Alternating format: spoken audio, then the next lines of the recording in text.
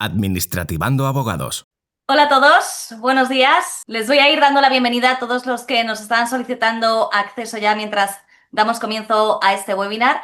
Y les voy a dar algunas indicaciones técnicas para estar con nosotros en este webinar. En primer lugar, les agradeceríamos que tuvieran silenciado el micro y que apagasen sus cámaras para no interrumpir la intervención del ponente.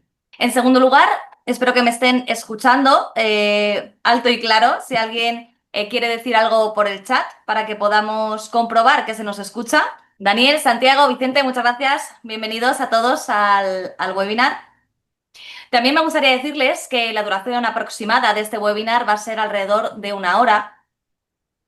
Y en último lugar, que está siendo grabado de manera que si alguno tiene que abandonar la reunión en algún momento, este webinar, que no se preocupe porque luego lo tendrá a su disposición en nuestros canales, concretamente en YouTube.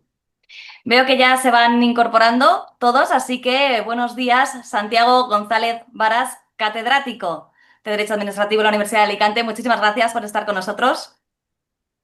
Sí, muchas gracias a todo el equipo. También damos las gracias a las personas que están con nosotros hoy en la parte técnica, Luis Gavilán, Nuria Carrasco y Esperanza. Muchas gracias por acompañarnos también y por hacer posible este webinar. Así que, Santiago, yo le voy a dejar ya la palabra porque ya está todo el mundo expectante para lo que tenga que decir.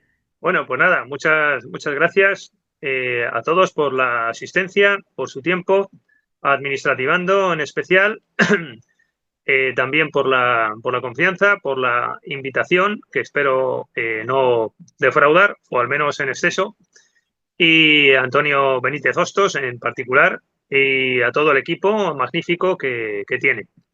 Esto se enmarca dentro de labores académicas, una webinar sobre justicia europea. En mi caso, pues es un poquito volver a lo que siempre me dediqué de joven. Tuve la fortuna allí en Andalucía de ganar el premio Blas Infante con Derecho Administrativo Europeo. Yo era jovencito, no era titular y, bueno, después ya titular. Y me acuerdo que en esa época, fíjense cómo ha cambiado un poquito todo esto, se promovían cátedras de Derecho Europeo. Hubo una tendencia, mi maestro por entonces, haciendo esfuerzos por darme salida, como es lo suyo en los distintos maestros, pues quería colocarme en una cátedra de Derecho Europeo, ¿no? En aquellos tiempos, años 90. Yo siempre es una materia que he ido siguiendo, pero la he ido actualizando. Ahora la tengo, todo lo que yo voy a decir, lo tengo en mi Tratado de Derecho Administrativo, en el tomo 4, que es el que dedico a Derecho Administrativo Europeo, junto al urbanismo y al Derecho Administrativo Económico. Entonces, en realidad, yo lo que voy a contar, lo tengo todo aquí, lo voy actualizando año a año, es el tratado de Derecho Administrativo, por si acaso alguno quiere consultar lo que yo voy a decir con referencias, porque claro, yo aquí no me va a dar tiempo, es un tema muy largo, un tema muy denso, lo que tengo yo hoy, pero claro, aquí vamos a ver un poco las ideas principales, los ejes, las claves. Y nos vamos a remitir, bueno, a este material o cualquier otro, pero por mi parte a las sentencias que abrumadoramente y pacientemente voy incorporando todos los días. Hoy ya, por ejemplo, he dedicado 2 horas al tratado, ¿no? Incorporando sentencias, muchas de ellas cuestiones prejudiciales, precisamente, que es de lo que vamos a hablar, del Tribunal de Justicia de la Unión Europea. Yo casi voy a empezar por este tribunal. Ya saben que tenemos 2, tenemos el Tribunal de la Unión Europea de Justicia, bueno, sin perjuicio del general y ese organigrama, y después tenemos el Tribunal Europeo de Derechos Humanos, que también abordaremos. Estaba en primer lugar en el programa, pero casi lo voy a pasar a segundo lugar porque esa materia la voy a dar como clase práctica, como una clase práctica, porque me he dado cuenta que al hilo de explicar cómo se hacen las demandas ante el Tribunal Europeo de Derechos Humanos, pues ahí salen todos los temas del programa, y entonces por eso, como va a ser una clase práctica, con mi ordenador en pantalla voy a ir desmenuzando una demanda como ejemplo, pues yo creo que voy a empezar por el Derecho Administrativo Europeo, es decir, los recursos principalmente, en la materia que nos va a ocupar, los recursos ante el Tribunal de Justicia de la Unión Europea, los procedimientos y todo lo que viene aquí en el programa, que tendrán quizás los cauces, los primeros cauces de realización de la justicia europea, el derecho administrativo europeo. Aquí se da la circunstancia que al hilo de que voy comentando cuáles son las claves del derecho administrativo europeo y de los cauces de realización de la justicia, vamos a ir viendo el objeto de los distintos recursos. Se da esa casualidad. Es decir, cuando vamos a ver que uno de los cauces de realización del derecho administrativo europeo es toda la normativa y jurisprudencia que se refiere a las instituciones comunitarias en cuanto a regulación de sus actos y normas, pues en tanto en cuanto explicamos ese cauce de realización del derecho administrativo europeo, estamos al mismo tiempo explicando lo que son los recursos, por ejemplo, de anulación ante el Tribunal de Justicia de la Unión Europea, que se pueden interponer precisamente cuando una institución no cumple con la normativa o dicta un acto o impone una sanción que considera el particular, la empresa o cualquier legitimado contrario al derecho europeo. Es decir, que hay una cierta coincidencia que resaltaremos entre estos cauces que voy a exponer y el objeto de los recursos, ¿no?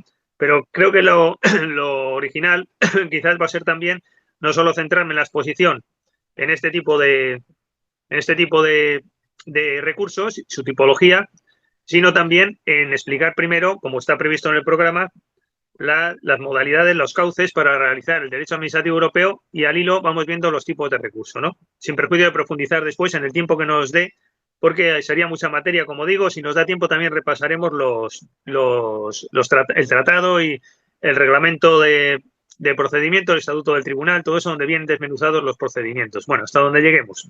Entonces, los cauces de realización del derecho administrativo europeo, el primero de ellos, el más importante, el que se resalta por toda la doctrina tradicional, alemana, italiana, francesa, española, es el cauce pretoriano del Tribunal de Justicia de la Unión Europea.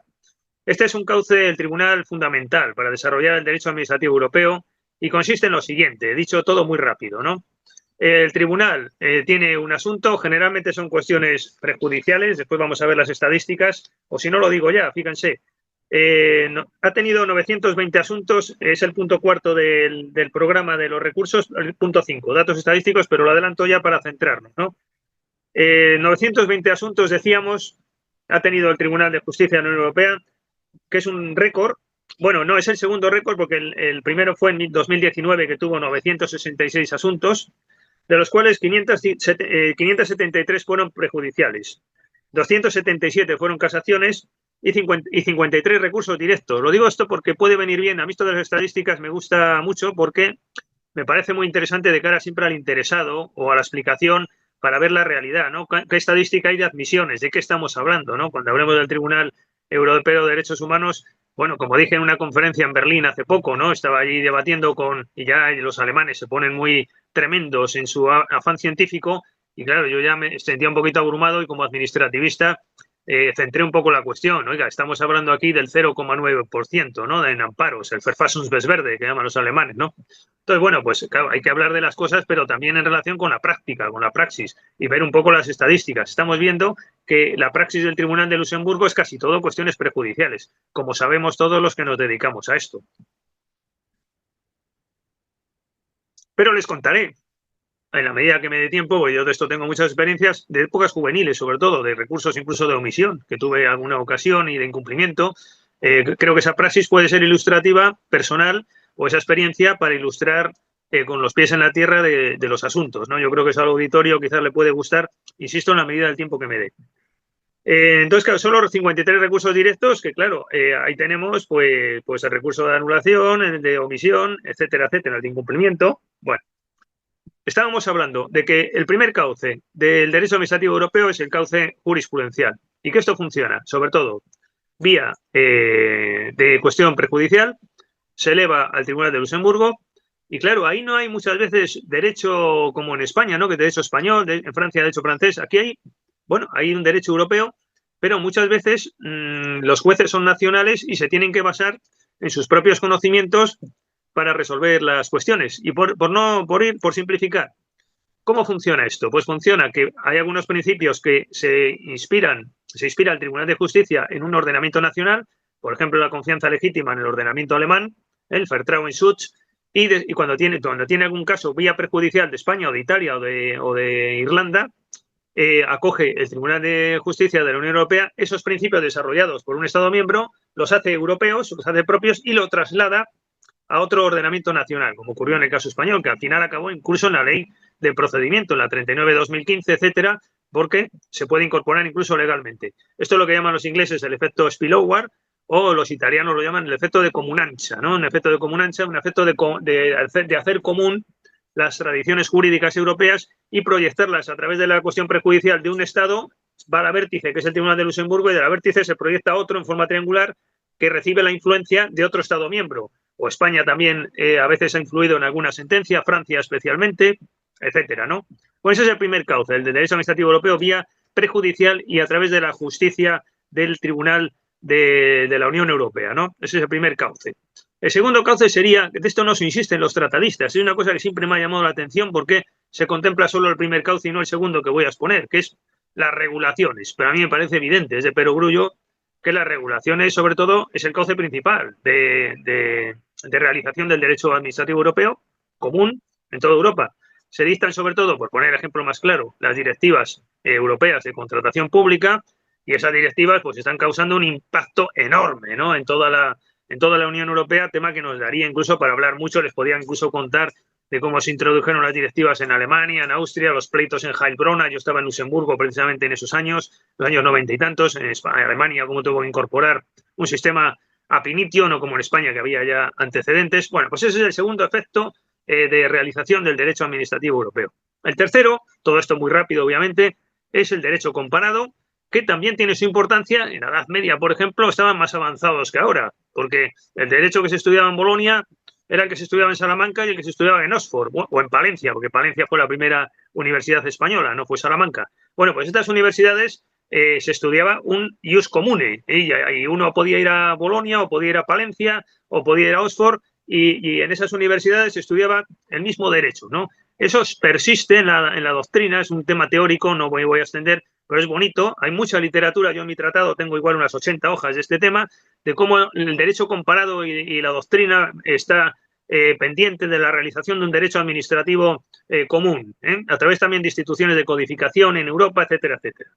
Bueno, más cauces. Tenemos el del Tribunal Europeo de Derechos Humanos, que contaré después, y fundamentalmente tenemos también el derecho administrativo europeo regulador de las propias instituciones europeas. Este es el cuarto o quinto cauce fundamental, aparte del Tribunal de Justicia, aparte de las regulaciones, aparte del Tribunal Europeo, de Derechos Humanos, etcétera, pero contamos con este cauce fundamental que está muy poco estudiado y que es clave en materia práctica, sobre todo en despachos ya de una cierta entidad, que pueden llevar asuntos de derecho europeo relacionados con empresas que sufren sanciones, asuntos de derecho de la competencia europeo, etcétera. Ya no vía prejudicial, cuidado, no tiene nada que ver con esto. Estamos hablando, y por eso relaciono la explicación de los cauces con la explicación de los tipos de recurso. Estamos hablando en este contexto, fíjense, de los recursos directos y concretamente el de anulación de actuaciones, normas de las instituciones europeas por parte de afectados, de interesados, de empresas, de ciudadanos, de estados que puedan tener un problema con la Unión Europea. La Unión Europea se sujeta a un derecho administrativo europeo. Esta es una versión también del derecho administrativo europeo junto a las demás, vía prejudicial, vía tribunal, vía regulación. Eso es otro plano. Pero este es otro, que es el que afecta al derecho regulador a las propias instituciones comunitarias. Tema muy poco estudiado. Sin embargo, decisivo.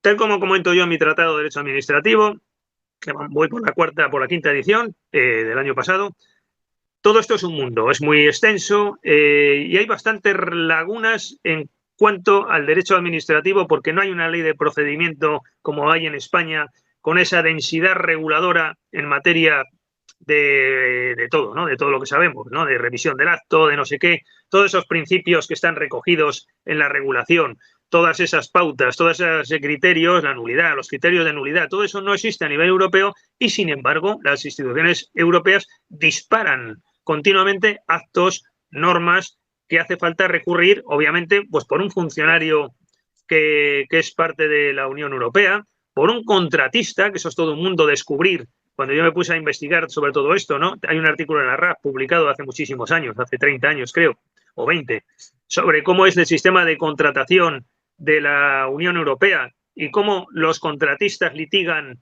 con la Unión Europea, con el Parlamento, porque cada institución tiene su propia reglamentación en materia de contratación pública y hay que sabérsela, como las órdenes que tiene el Parlamento, el Consejo, etcétera, cuando contrata el edificio, obras, servicios, etcétera. Bueno, pues todo eso lleva a un derecho administrativo europeo que hay que conocer. No sé si explicarlo ahora ya o en el contexto de los recursos, porque lo que estamos diciendo valdría ya para el recurso de anulación. Y creo que lo voy a mencionar ya. Pero insisto que ya, de paso, explico un tipo de recurso de los que tenemos, junto al recurso por incumplimiento, el de anulación, el de omisión, las cuestiones prejudiciales o recursos indirectos, pues tenemos este de anulación que explicaríamos en este contexto, que es donde está su virtualidad, como el cuarto o quinto cauce del derecho administrativo europeo, que es el regulador de las instituciones comunitarias. Bueno, ¿en qué sentido? ¿En qué sentido? Bueno, pues en sentido de que hay que indagar y hay que desarrollar, como europeos, ya no como españoles, hay que desarrollar este derecho administrativo europeo porque las garantías del ciudadano están en juego. Estas sanciones no son para nada una broma, no son para nada una broma. Las sanciones de derecho de la competencia de la Comisión Europea son a veces elevadísimas. Y claro, preocupa cuál es la normativa reguladora y cómo se defiende uno con el recurso de anulación frente al Tribunal Europeo de Derecho, el Tribunal de Justicia de la Unión Europea, ¿no? ¿Cómo te defiendes, no? ¿Por qué? Porque las pautas no están muy claras. Entonces, claro, esto conviene doctrinalmente, por decirlo así, desarrollar este derecho administrativo europeo porque está en juego todo el sistema de garantías de los ciudadanos de la Unión Europea, ¿no? Yo aquí tengo, por ejemplo, en mi Tratado de Derecho Administrativo, pues un capítulo dedicado a la distinción entre normas normas y actos, qué actos son recurribles, qué actos no son recurribles. Claro, esto en el derecho español más o menos lo tenemos claro, porque la ley de procedimiento te establece unas pautas, o la ley alemana, por ejemplo, la Verwaltungsverfassungsgesetz, ¿no? El artículo 35, el concepto de acto administrativo, ¿no? Que todavía yo, como soy doctor en Alemania y daba clases allí, todavía me acuerdo en alemán, ¿no? Y Sinamaßnahme, tal, bueno, todo eso lo tenemos en los derechos internos. Sin embargo, en el derecho europeo, pues no tenemos todo eso. Entonces hay que empezar a indagar dónde están los principios. Si a mí me imponen una sanción, ¿cómo me defiendo? Y esto es un mundo un poquito escabroso porque no está al mismo nivel, les puede sorprender lo que les estoy contando en materia de contratación pública, en materia de sanciones, en todos estos ámbitos de derecho administrativo, objeto del recurso de anulación. No hay un desarrollo como en los Estados miembros. Y esto es preocupante, digo, porque está en juego el sistema de garantías. Yo se lo he expuesto a algún parlamentario europeo también. Después es verdad que ha habido más doctrina, sobre todo en relación con la Ley de Procedimiento Administrativo Europeo, que se sumó otro sector doctrinal, insistiendo en este mismo que estoy diciendo yo, que parece fundamental, ¿no? Bueno, en definitiva, acto, norma, etcétera. Aquí todo esto es pretoriano, es jurisprudencial, parece un sistema de case law, el sistema europeo, les adelanto, ¿no? Al no haber normas muy claras o con una sistemática como tan avanzada como la que tenemos en España, pues aquí hay que estar a veces investigando, ¿no? Como si fuera Inglaterra, ¿no? El case law. Vamos a ver sentencias donde encontremos las garantías que invocar si tenemos un contencioso en Europa de este tipo, ¿no? Directo entre la empresa que sufre y la Unión Europea, la comisión que le ataca, ¿no? Por decirlo así. De ahí la virtualidad del derecho administrativo europeo para defenderse, que es el que te da las pautas para oponerte frente a un acto o normativa de la Unión Europea. Y hay sentencias de todo tipo. Aquí hay que dilucidar si los dictámenes son actuaciones, si las comunicaciones, etcétera. La jurisprudencia, en conclusión, más avanzada, pues aquí lo que te permite concluir es que, sobre todo en el contexto de las actuaciones de trámite o de las acciones preparatorias, etcétera, es que cuando hay efectos ad extra, ¿no?, de la actuación correspondiente y afectan a uno individualizadamente, como es el concepto nuestro de legitimación y de interés, etcétera, entonces sí que habría posibilidad de recurrir, ¿no? De recurrir ese tipo de acto. Es decir, que hay un criterio generalmente antiformalista que beneficia, eso sí hay que decirlo, la posibilidad del recurso. Estamos hablando, como decimos, del de anulación en este contexto, al mismo tiempo que explicamos, que me gusta más hacerlo así también, los cauces de desarrollo del derecho administrativo europeo, ¿no? Para centrar la materia. Nos lleva también el asunto al control de las potestades discrecionales. ¿Cómo se controla la discrecionalidad de la comisión? ¿Existe, no existe? ¿Dónde están las pautas? El particular que se enfrente a este tema tiene que saberlo. Bueno, pues aquí hay sentencias. Una sentencia del Tribunal de Justicia de la Unión Europea de 5 de octubre del 99. Hay doctrina que puedes invocar pero uno se mueve en ese plano. La importancia de los reglamentos internos como pautas normativas, cuando tiene uno un asunto de este tipo, y después, sobre todo, los principios. Esta es la idea clave que quiero transmitir.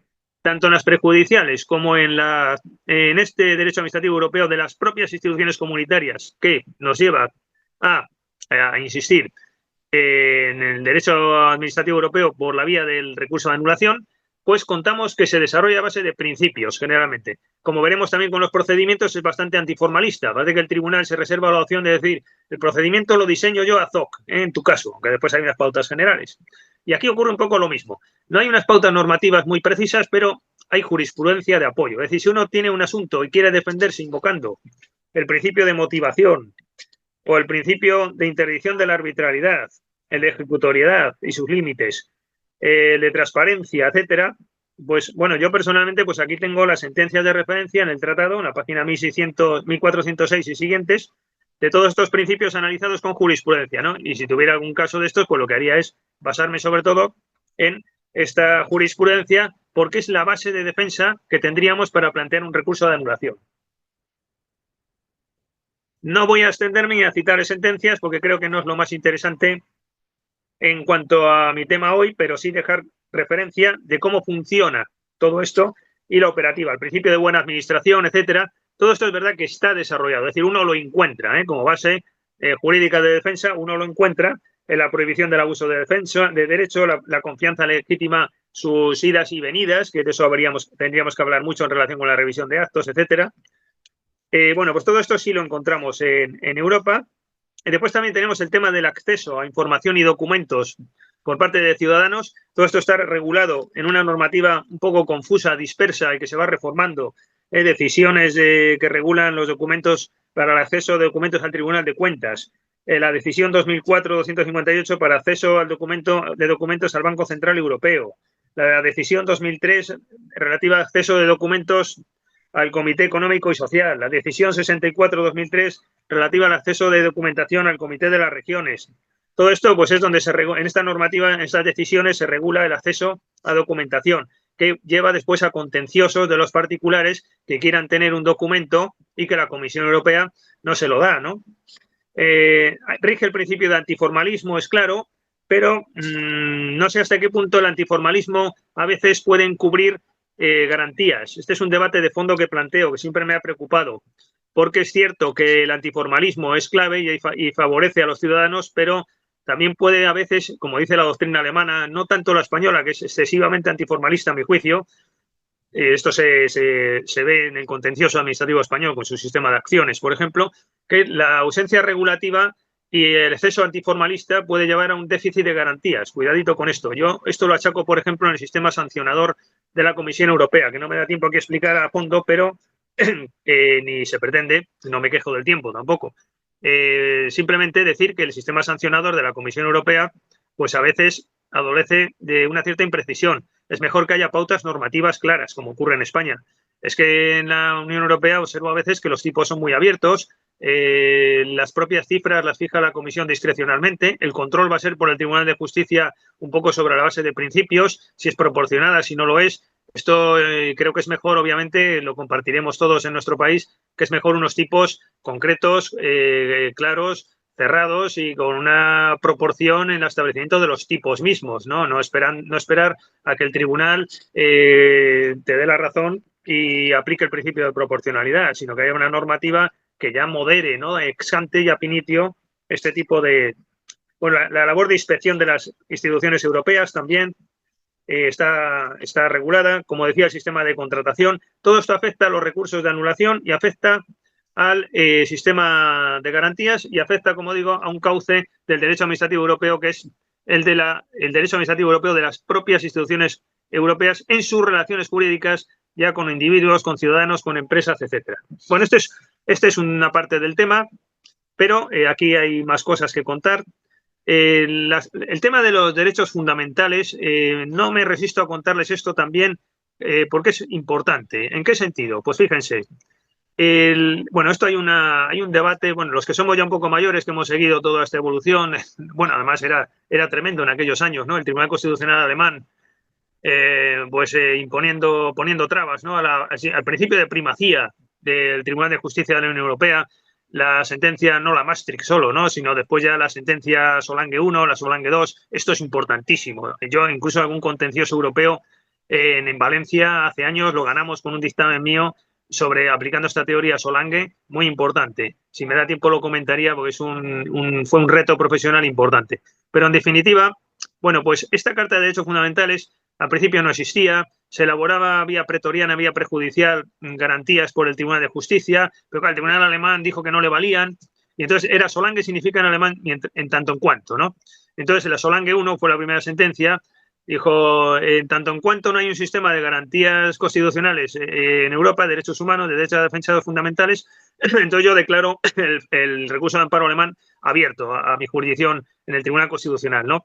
Después vino Solange 2, que dijo que, bueno, en tanto en cuanto estaba ya desarrollado, pues ellos inhibían, pero quedaba latente. Esto es muy alemán, por cierto. Es un tema muy bonito, incluso históricamente, de cuando una jurisdicción queda latente y a la espera de intervenir si a otra muestra defectos, ¿no? La civil puede intervenir históricamente si el contencioso funciona mal. El constitucional puede intervenir si no funciona bien el derecho europeo. ¿Por qué? Porque lo principal son las garantías de los ciudadanos y hay veces que hay determinadas jurisdicciones que te otorgan más derechos que otras. Este es un tema muy bonito. Sobre todo vía prejudicial en el siglo XIX funcionó mucho. En América, en Hispanoamérica ahora está funcionando mucho esta historia. Bueno, en definitiva, la Carta de Derechos Fundamentales entra en vigor a partir del año 2009 y a partir de este momento surge una vía interesante, no muy conocida, que es la invocación de los derechos fundamentales de esa carta, tal como establece un artículo que llamaría la atención, que es el 51, que informa de la aplicación de esta Carta de Derechos Fundamentales y me parece muy práctico, muy interesante y muy, a pesar de desconocido, aunque hay alguna publicación que otra, sobre la cuestión de invocar los derechos fundamentales de esta Carta cuando uno tenga, por ejemplo, una prejudicial o otro recurso. Es decir, no hay, por decirlo así, en la Carta que se adecue a un recurso concreto, como en España con el amparo. No, esto funciona a través de los recursos que tenemos y que, en realidad, pues que te da juego, ¿no? Es decir, hay una sentencia, por ejemplo, bueno, las tenía aquí, las tengo apuntadas aquí en mi tratado, en una actualización que he realizado. Y bueno, es una sentencia en la que se invoca el derecho a información, por parte del derecho que tienen los trabajadores a información, de documentación, etcétera, que se consideraba vulnerado en transposición de una directiva y vía prejudicial, pues entonces no solamente se invocaba la incorrecta aplicación de la directiva, sino que la base real era el artículo 20 de creo que era el 20, de esta Carta de Derechos Fundamentales, como vía para acceder al Tribunal de Luxemburgo y plantear fundadamente una prejudicial. Yo, bueno, en mi tratado tengo 4 o 5 casos, tampoco tengo más, pero tengo 4 o 5 casos seleccionados. Este es uno de ellos y como tampoco me quiero aquí extender, me dijeron 20 minutos, ahora he visto que afortunadamente tengo más tiempo, me han dicho 1 hora, al principio eran 40 los previstos, entonces pues no voy a extenderme más. Voy a hacer un repaso general sobre los recursos y citar un poco la normativa de referencia, donde se encuentran regulados, ¿no? Bueno, el recurso de incumplimiento es el primero que voy a citar. Está en el artículo 258 del Tratado de Funcionamiento o en el 259. El de incumplimiento, cuando es por la Comisión Europea, que plantea un recurso de incumplimiento frente a un Estado, está en ese artículo. Y cuando eso es a través de otro Estado, es el 259. Y en el 260 se proveen las multas típicas que se pueden imponer a los Estados incumplidores. Estos recursos de incumplimiento son importantes, obviamente. ¿Y dónde destacaría yo una relevancia que tienen que quizá no caen algunos, ¿no? Y es en la posibilidad de que los ciudadanos incluso puedan instar a través de esos mecanismos a los que antes me refería, ¿no? De quejas, de escritos que dirigen a la Comisión Europea incitando que hay un Estado que está incumpliendo el derecho europeo, entonces la Comisión Europea toma nota y puede interponer un recurso de incumplimiento. Esto fue un ejemplo, de esto hay un ejemplo que yo viví personalmente, que aquí el urbanismo alicantino, valenciano y castellonés, pues que había muchas quejas por parte de ciudadanos con el sistema del agente urbanizador y entonces pues promovieron quejas también prejudiciales, muchísimas prejudiciales, pero también fueron al tribunal, que si hubieran solo promovido prejudiciales lo tenían ganado, porque el TSJ de la Comunidad Valenciana ya dijo que no hacían falta prejudiciales y que el sistema valenciano y español era antieuropeo, ya estaba consagrado. Pero en ese exceso de defensa que tuvieron los particulares, se dirigieron además, por dar la puntilla, por decirlo así, en el lenguaje taurino, a la Comisión Europea y la Comisión Europea introdujo un recurso de incumplimiento contra el Estado miembro, contra España, porque los recursos de incumplimiento van, el legitimado pasivo es el Reino de España, no es la Comunidad Valenciana en este caso, ni Andalucía, ni Madrid, ¿no? Entonces, se introdujo ese recurso de incumplimiento por esa vía de las denuncias de los ciudadanos, que fueron tantas. Bueno, la sorpresa fue, ahí es donde les contaba antes, ese dictamen que yo realicé, que tuve la suerte de que el Tribunal de Luxemburgo lo reprodujo por entero y fue un auténtico boom aquí en estos territorios, porque me llamaron del Consell Jurídica, de conferencias, etcétera. Fue un tema relevante en su época, porque se salvó el urbanismo valenciano, la normativa valenciana, porque contra pronóstico, y pese a que el Tribunal Superior de Justicia había negando las prejudiciales, porque no las planteaba, como es habitual, por otro lado, no las planteaba y ya había consagrado y había santificado que el derecho valenciano era antieuropeo rotundamente. Sin embargo, Europa, en ese pleito, en ese recurso de incumplimiento de la Comisión contra el Estado español, el Reino de España, le dio la razón al Reino de España, porque se entendió que las directivas europeas de contratación pública no impedían el sistema de contratación pública urbanística. Es que en la Comunidad Valenciana el urbanismo es contrato público.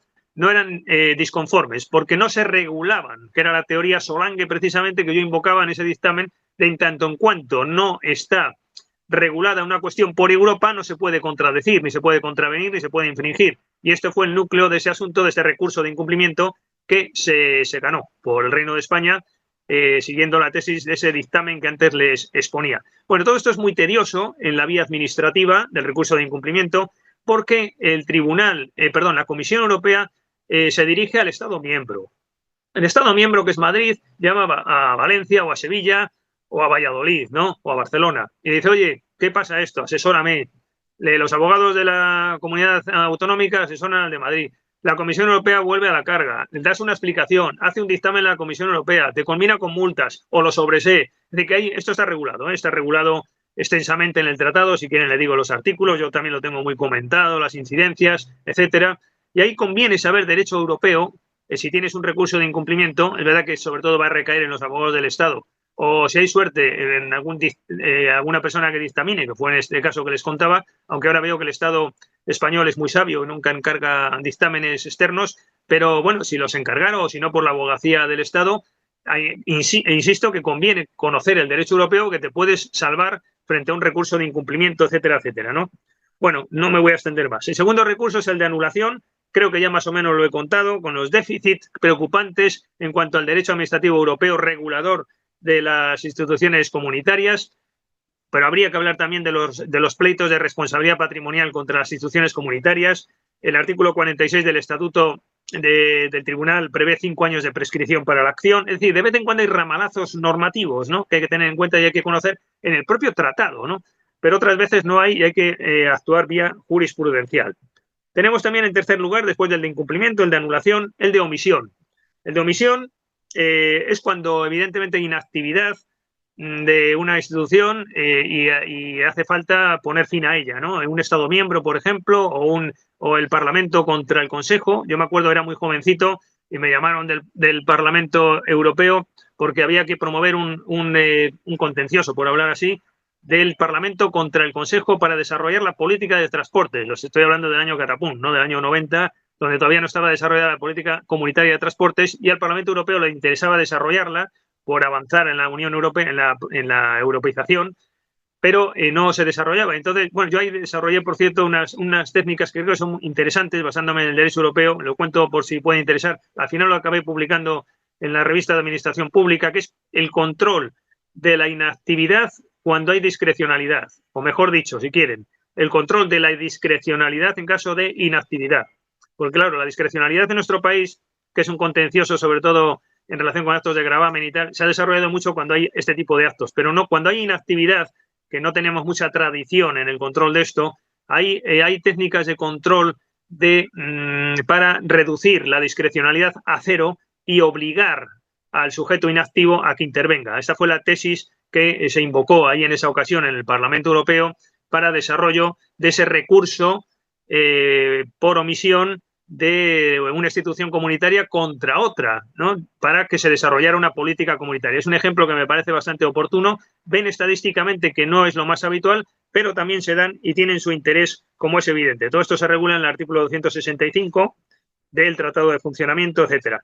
Tenemos las prejudiciales, artículo 267 del Tratado de Funcionamiento, que no hay que confundir, por cierto, con la prejudicialidad heterogénea, que es distinto. La prejudicial, bueno, voy terminando porque tengo que explicar todavía el Tribunal Europeo de Derechos Humanos, pero la prejudicial ya sabemos que es cuando un tribunal o juzgado español o italiano plantea una prejudicial a Luxemburgo, y eso ya saben que es importantísimo. Quería explicar el tema, sobre todo de las prejudiciales, con activismo judicial teórico en materia de servicios públicos, cómo el Tribunal de Justicia puede llegar a liberalizar un servicio por la vía de la aplicación del articulado del tratado en materia de derecho de la competencia. Es un tema que apunto como emblemático de prejudiciales en las que el Tribunal de Justicia podría estar incurriendo incluso en activismo, sobre todo cuando hubo que desarrollar las políticas de liberalización comunitaria con apoyo, insisto, en el articulado del derecho de la competencia, que no tiene nada que ver con la liberalización, o sí tiene algo que ver, pero que sirvió de base al Tribunal de Justicia para desarrollar la liberalización. Pero eso no es aplicar derecho de la competencia. Me imagino que me sigan por dónde voy, si no lo explicaría en el trámite de preguntas, ¿no? Bueno, pero estaba hablando de las prejudiciales y también de la prejudicialidad heterogénea, que no es lo mismo. La prejudicialidad heterogénea por razones europeas es cuando tienes un contencioso y tiene incidencia con un contencioso, por hablar así, un pleito, un proceso que se está entablando en Europa. Yo me acuerdo de un asunto que tuve ocasión cuando estaba en la abogacía 100%, en un contencioso en el juzgado número 3, creo que era el 4 de Alicante, en el que pedí la suspensión del proceso contencioso administrativo donde se estaba dilucidando la legalidad de un programa de ejecución urbanística, porque se estaba tramitando en Europa precisamente la cuestión del recurso de incumplimiento del Estado español. Entonces, esa es una prejudicialidad heterogénea. Es decir, hasta que no se resuelva el asunto en Europa, usted, magistrado de lo contencioso, suspenda el proceso porque igual en Europa resulta que prospera o no prospera o tiene incidencia la cuestión que se está planteando en Luxemburgo, ¿no?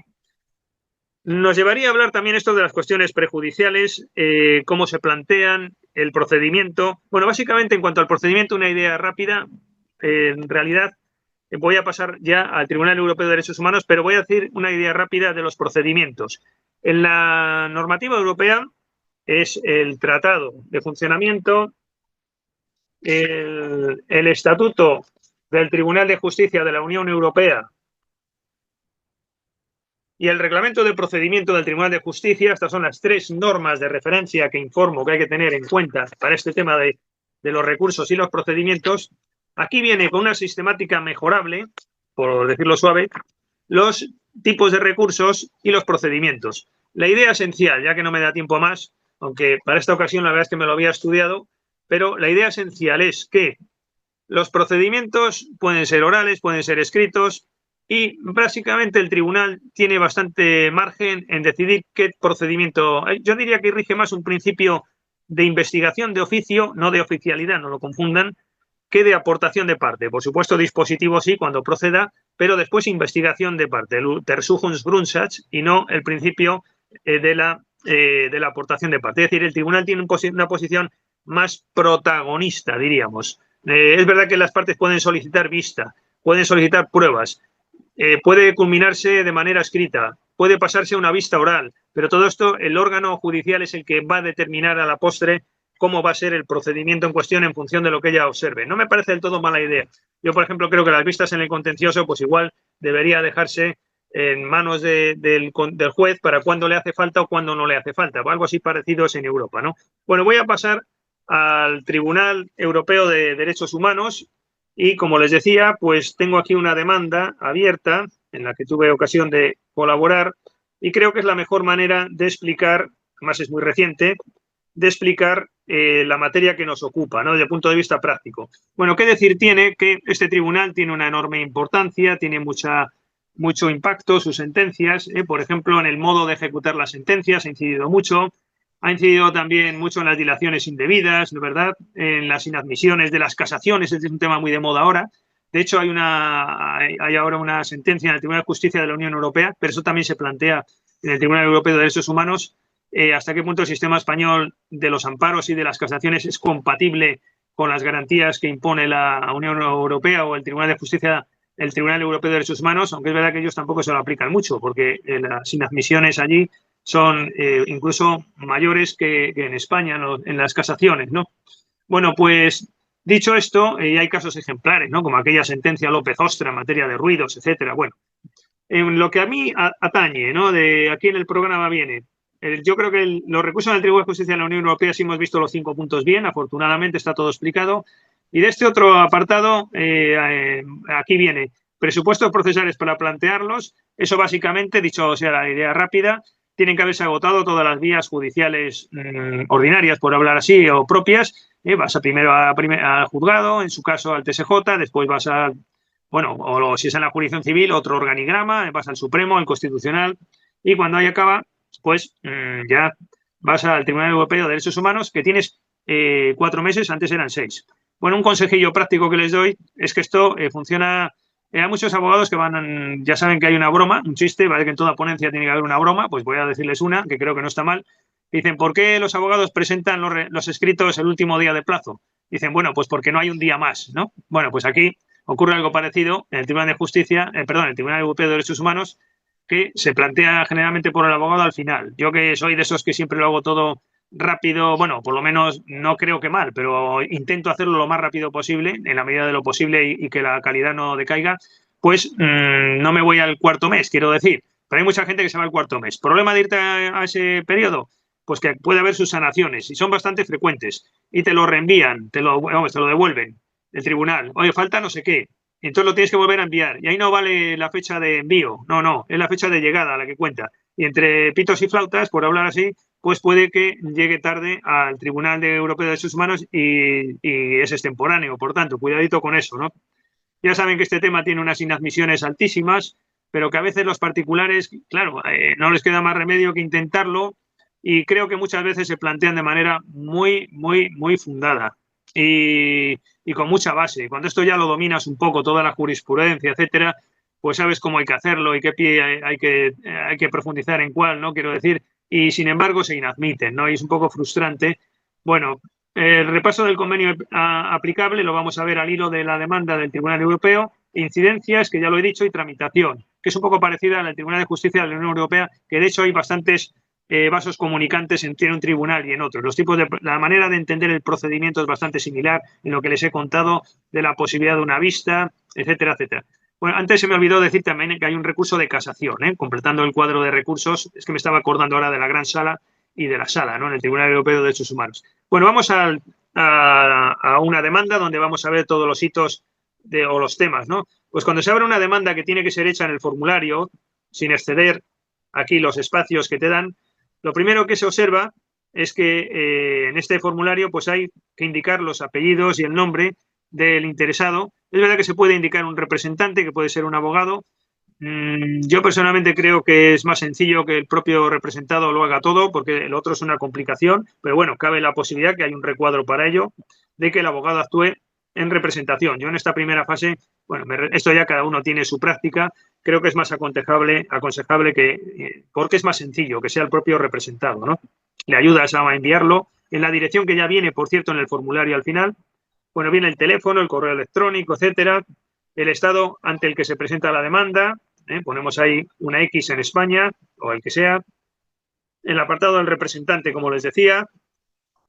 Después viene aquí la cuestión del objeto de la demanda, la exposición de los hechos, hay que ser muy claro, y después veremos al final, pero lo digo ya por si se me olvidara, que tienen que estar todos los documentos adjuntos al recurso. Es decir, esto se hace en papel, lo imprimes y no los numeras, pero los vas, digo, cada documento. Es decir, donde acaba un documento empieza el otro. Y además tiene que ser sin grapar, ¿no? Esto hay que tener cuidado con ello, y además, como va primero, por ejemplo, demanda, después conclusiones, después sentencia de instancia, después recurso de apelación, después sentencia de apelación, todo eso va seguido. Y lo tienes que ir poniendo seguido, y entonces, donde acaba el número de la demanda, empieza el de la sentencia o el de la contestación, los que quieras tú adjuntar, obviamente, como letrado, y entonces ahí vas poniendo la numeración correspondiente, pero sin grapar, insisto, ¿no? Y de manera seguida todo.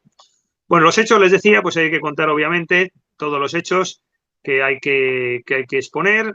Hay una hoja de continuación con la esperanza de que el tribunal se lo lea, con un cierto arte, ¿no?, en la exposición de los hechos para no hacerlo demasiado pesado. El apartado F, siguiendo esta exposición, es los artículos, la exposición de las violaciones alegadas del convenio, de los protocolos, de los argumentos pendientes. Lo del protocolo está bien porque hay articulado que no viene en el convenio y tienes que estar echando mano del protocolo. Ahora les pondré ejemplo, ¿no?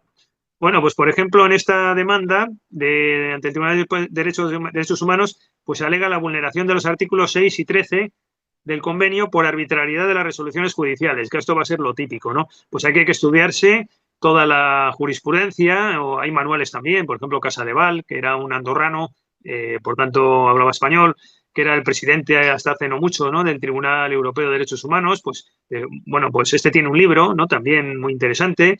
O si no, bueno, esto como siempre, pues estudiar. Yo en mi tratado también tengo los artículos principales con la doctrina, ¿no?, que se puede invocar. La vulneración de los artículos 6 y 13, en este caso, de arbitrariedad. Bueno, pues aquí vas exponiendo toda la doctrina del Tribunal Europeo de Derechos Humanos y cómo afecta a tu caso. Obviamente todo esto, como ven, en clave del convenio y del protocolo.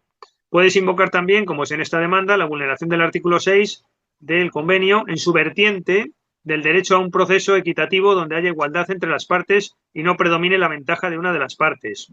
Puedes invocar el artículo 6 y 13 en otra de sus variantes o derivas que pueda tener el asunto y vas exponiendo la jurisprudencia que específicamente se refiere a esos temas, ¿no?, que invocas como, o a esos artículos que invocas como violados. El artículo 1 del protocolo adicional del convenio para la protección de los derechos humanos, que es la protección de la propiedad. Bueno, en esta demanda que tengo aquí, pues no la he hecho yo, vamos, esta demanda, pero vamos, esto es un caso que hizo Inmaculada de la Fuente, que es mi esposa, que ella sí está muy puesta, por cierto, en estas materias de derecho europeo también, y sobre todo desde el punto de vista práctico. Y bueno, pues aquí, como les decía, se invoca de pasada el derecho de propiedad, pero hay otros casos en los que el derecho de propiedad es decisivo a efectos de la presentación de una demanda ante el Tribunal Europeo de Derechos Humanos. El derecho de propiedad puede ser, claro, si un asunto es expropiatorio o es de responsabilidad patrimonial, entonces hay que irse, en este asunto no, es colateral y tangencial. Por eso se invoca de pasada y un par de sentencias solo. Pero hay otras veces, porque aquí sí te da margen de espacio, ¿eh? Me parece muy reducido, pero al final sí tienes espacio para exponer lo fundamental. A mí esto de la limitación de espacio, que por cierto viene también en el protocolo y en el estatuto y en todo esto que les he dicho, que el tribunal puede limitar los espacios y tal, a mí personalmente no me parece mal. Yo creo que se abusa mucho por la abogacía. Ya sé que voy contracorriente en lo que digo, pero se abusa de un escrito de conclusiones de 90 folios. Pues mira, perdone que les diga, pero los magistrados no son esclavos de los letrados. Creo que se puede hacer más breve, en general. Hoy hay excepciones, pero creo que en esto me apunto con la judicatura de que hay que darle las cosas con arte, explicado con arte, con literatura y bien ameno y sobre todo no excesivamente extenso. Aunque, oye, si hace falta en las demandas, pues estás 90 folios, pero no por norma y por sistema todo 90 folios. Bueno, entonces aquí creo que hay un sistema un tanto equilibrado en cuanto a espacio, aunque a veces echa de menos un poco más de espacio, también es cierto. Bueno, el derecho de propiedad, que como derecho invocado en el protocolo para hacer demandas, esto tiene mucha sustancia, tiene muchas resoluciones judiciales del Tribunal Europeo de Derechos Humanos, hay bastante doctrina jurisprudencial. Yo personalmente esto lo tengo en el tomo 1, donde abordo la expropiación forzosa. Tengo un apartado sobre esto, no en el tomo 4 que les contaba antes sobre, lo digo por si acaso algún curioso o alguna persona va a la biblioteca y quiere sacar mi tratado para hacer una demanda porque puede encontrar referencias jurisprudenciales que le pueden venir bien en este caso, ¿no? Bueno, el cumplimiento de los criterios de admisibilidad establecidos en el artículo 35.1 del convenio. Esto se refiere a todos los recursos que han sido interpuestos y hay que ir poniendo la queja correspondiente, el recurso interpuesto y la fecha de la decisión definitiva. Esto con mucho orden, obviamente, y sin confusiones y muy sistemático y muy para que te entiendan, ¿no? Y finalmente la lista de los documentos adjuntos, pues vas poniendo aquí 1, 2, 3, 4, 5, tal. Y en la parte de la derecha, esto es muy importante, ir poniendo las páginas de cada documento a dónde llega. Por ejemplo, documento 1, pues página 1 a 10, es el 2, tal, porque como esto además no lo vas a poder grapar y tiene que ir de esta forma que lo estás mencionando aquí, pues tienes que tener cuidado de exponerlo después en la documentación tal como estás diciendo en este apartado. Comentarios, que lo lógico es no hacer ninguno.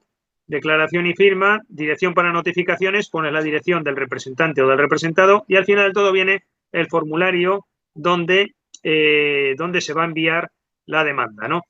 Bueno, pues la verdad es que creo que cuadriculado el tiempo, creo que ha ido bien. Vamos, en el sentido de que el ponente algunas veces se queja del tiempo. Bueno, pues no me quejo del tiempo. Ya ven que no me quejo del espacio en los escritos y tampoco me quejo del tiempo con el organizador. No soy persona que se queja.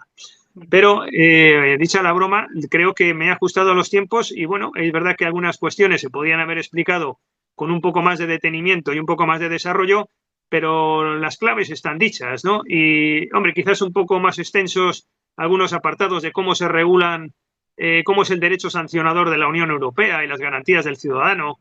Bueno, pues para otra webinar quizás, ¿no? Porque esto del derecho europeo, yo lo agradezco mucho porque me permite refrescar conocimientos de eso, de cuando yo iba a ser catedrático de Derecho Europeo. Llevo ya 24 años como catedrático de Derecho Administrativo y si les soy sincero, en este trámite ya final les diré que prefiero el derecho administrativo. Pero el derecho europeo pues está en la base de uno, ¿no? Y bueno, pues espero no haberles aburrido demasiado y muchas gracias por su atención. Muchísimas gracias, Santiago, por su exposición. Efectivamente, se ha ajustado perfectamente al tiempo. Muchas gracias también. Y si le parece, vamos a realizar, antes de finalizar, que sabemos que tiene a continuación un viaje, vamos a realizar alguna pregunta, si le parece bien. Yo estoy a la orden, como dicen en Colombia. Estupendo. Pues una de las preguntas es, en la justicia del Tribunal Europeo de Derechos Humanos, en cuanto a tutela del derecho de propiedad, perdón, ¿existe jurisprudencia que corrija las indemnizaciones en materia de expropiaciones, subiéndola a favor del recurrente? Sí, sí, se puede conseguir eso. Es decir, el Tribunal Europeo de Derechos Humanos diríamos que es muy efectivo y funciona bien y garantista, ¿no? Cuando, pero claro, el problema es la dichosa admisión. Pero sí, en efecto, hay una sentencia, Italia, no, era Perinati o algo así contra Italia, que pedía 500.000 y el tribunal lo duplicó, ¿no? Me acuerdo de ese ejemplo. Pero sí, sí, en materia de derecho de la propiedad se puede pedir. Es decir, funciona, por decirlo así, bien. Lo único, el problema está en las admisiones, que claro, podemos, como eso que contaba antes de la conferencia en Berlín, podemos que ya era abrumador, estabas mañana, tarde y al día siguiente hablando de esto y un día y venga y dale, claro, y era conveniente que alguien dijera, estamos hablando aquí del 0,8 de admisiones, ¿no? Porque es que parecía que se estaba hablando ahí de algo tan, no sé, que era clave para el ciudadano y lo que es clave para el ciudadano es el contencioso, ¿no? El contencioso o las prejudiciales en Europa. Y esto otro también puede ser fundamental, ¿no? Obviamente conocerlo es fundamental, fundamental. Pero es verdad que hay que ser conscientes en el Tribunal Europeo de Derechos Humanos, no tanto en el de Justicia de la Unión Europea, de esos terribles porcentajes de admisión que afectan sobre todo o benefician a personas de perfil mediático muchas veces, ¿no? Pero no al ciudadano normal que tiene un problema, que se está jugando todo su patrimonio o su casa que se la van a tirar de 1.000.000 de euros y que se la van a demoler y tiene que ir a Europa porque es lo único que le queda. Por cierto, no hay costas procesales, es otra ventaja.